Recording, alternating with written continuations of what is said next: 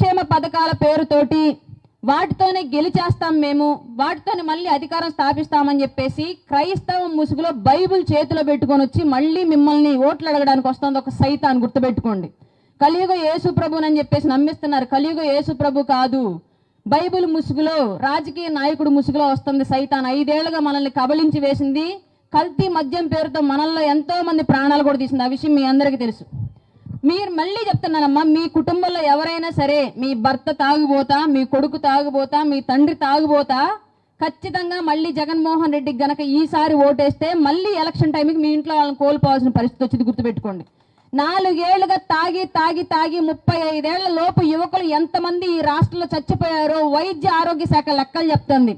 ఎంతమంది ఆడబిడ్డలు 30 ఏళ్ళు కూడా నిండక ముందు వితంతువులై రోడ్డును పడ్డారు, ఎంతమంది చిన్న పిల్లలు తండ్రులను కోల్పోయి అనాథలయ్యారో మీ అందరికీ తెలుసు. మీ చుట్టుపక్కల చాలా మంది చనిపోయి ఉంటారు, చూసుకోండి. లివర్ పాడైందని, పేగులు పాడేయని, ఊపిరితిత్తులు పాడేయని చెప్పేసి రకరకాల కారణాలతోటి. దీనికి కారణం ఏంటి? ఎప్పుడో 10 ఏళ్ల నుంచి 20 ఏళ్ల నుంచి తాగుతున్న వాళ్ళు ఎప్పుడు చెడిపోను అవయవాలు ఈ 4 ఏళ్లలో ఎందుకు చెడిపోయాయి?